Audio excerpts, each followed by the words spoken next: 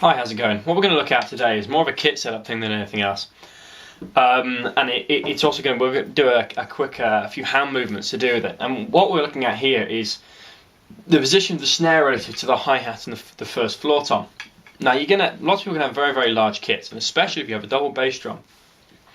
Or even the extra pedal if you've got a stand for your hi-hat as opposed to one on a rack like this. You tend to end up with your hi-hat over here, and if you're playing with two floor toms, or you've got a big bass drum in here, or you want to bring your ride cymbal down, the floor tom can end up over here.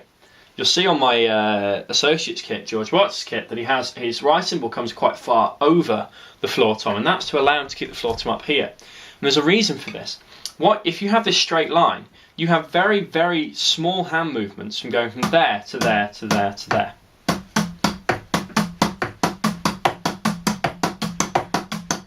It's very, very, you can actually do it without, if I rest my hand on my leg,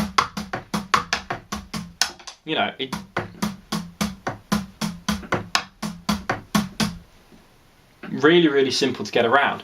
The same with the left hand. You can go, it's a bit more difficult to go over there, also you cross hand, but you can get around the snare and the hi-hat very, very easily. And this is really useful because it looks like you're hitting three things here, but if you think about the variation possibilities on the hi-hat you've got, with the opening and closing of it, with all different levels and the different ways of choking it and stuff, which we'll show you at a later date, you can get a vast array of sounds. And obviously you can,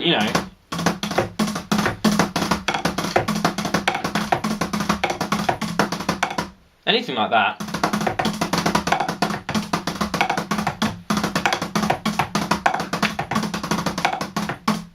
Anything you can, press on the drag rolls we were looking at. You can get anything along these lines, and it's all really, really simple, really, really close, straight together.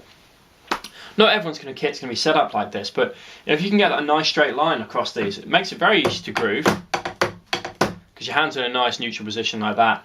But the advantage of having on a straight line when you're going across, a little hand movement, keeps your shoulders, chest very open, so free movement. If you're playing very loose hands like that, very, very slow, close together, you've got freedom to move your arms around to make very, very small adjustments going to other drums. And the shorter distance you have to move, the easier it is to do, and the less tight and tired your arms are going to get. So just something to try there. And I'll give you a little thing to try here. If you're going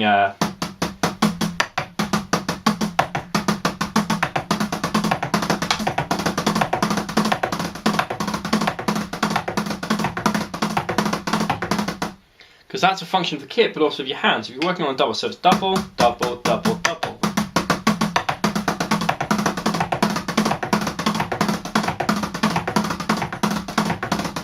You think, well, you might use that in songs, you think, well, you might not, but you would actually, it's a nice little fill you can put in, because if you've got a nice buzz on the snare and you keep this and you choke it, you get a nice little shuffle thing going on there, actually. It's quite useful.